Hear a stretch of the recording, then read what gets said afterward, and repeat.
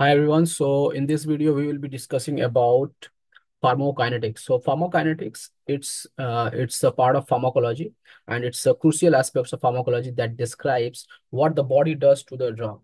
Well, let us understand that this pharmacokinetic, it has four major processes that may be divided into absorption, distribution, metabolism, and excretion.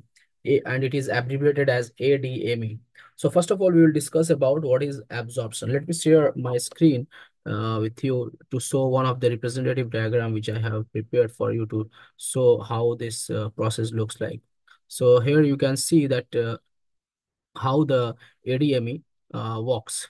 So this is a typical representative diagram about the pharmacokinetic, how this pharmacokinetic really it shows in terms of the drug's effect. And so this first of all, we will discuss about the pharma of the absorption part. The absorption, so it's a process by which a drug enters the bloodstream, and then it also shows how this medicine is when it is ingested inside, then how the absorption takes place. So absorption, when the drug enters in the bloodstream, and the route of administration, that it plays a very important role in how quickly and completely a drug can be absorbed. For example, if you take any intravenous administration of any drug, and that results in 100% absorption almost instantaneously, because that goes directly inside the systemic blood circulation, while oral medication must bypass through the digestive system before it enters the blood, so it takes a little bit longer time. So there are various factors that absorb that affects the absorption. For example, the drug's chemical properties, surface area available for the absorption, and then blood flow to the absorption site, and the pH of the environment. Next is the distribution. Distribution is another factor in which is constituted in the pharmacokinetic. And once the drug goes in the bloodstream, the drug is distributed throughout the body, and this process is influenced by various factors, including the blood flow to different tissues, and the drug's ability to cross the cell membrane, and the protein binding inside the blood, because there are various receptors to which the drug needs to bind.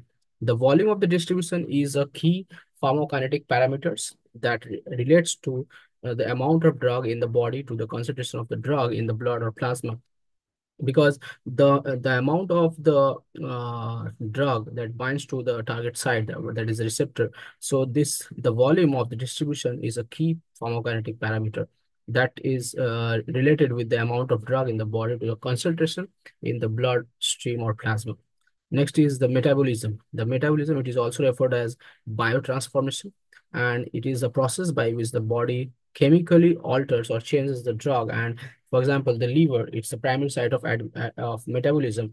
Through, however, this organ can even also play a major role, and this metabolism typically makes drugs more water soluble, and it facilitates their excretion. However, some drugs are converted into active metabolites, which can prolong that drug's effect. And there are two major types of metabolic reaction. One is phase reaction, and another is phase two reaction. So in phase one, this particular reaction, it includes oxidation, reduction, and hydrolysis. And the phase two, this involves the conjugation, and that makes the drug more water soluble. So again, the last part of this pharmacokinetics is the excretion. It's the final step where the drug and its metabolites, they are eliminated from the body, and the kidney are the major organ that is responsible for the drug excretion through other routes like fecal or even pulmonary or even sweat excretion, and that which can even occur through different routes. So the rate of excretion is also often described by like drug's half-life. So this half-life is the time that takes for the concentration of the drug in the body to be reduced by the half. And this is also represented by various pharmacokinetic models. And to understand and predict the drug behavior in the body, the pharmacologists, they use various mathematical model, and the simplest one is the one compartment model, which treats the body as a single well mixed compartment. And the more complex one is like two compartment model, and that can even provide a more accurate representative of the drug distribution and elimination. In terms of clinical importance, the understanding of this pharmacokinetic is very, very important, because because that determines the appropriate dosing regimen, and predicting drug interaction, or even the how you can adjust the dose in the patients with impaired kidney or even the liver functions, and so that helps in developing a new formulation. So overall, the pharmacokinetic, it provides a foundation for understanding how the drugs behave in the body, and from the movement they have until from the beginning, when they are administered into the body, until until their final elimination. So this knowledge is very crucial, because it is very essential for the safe and effective drug therapy.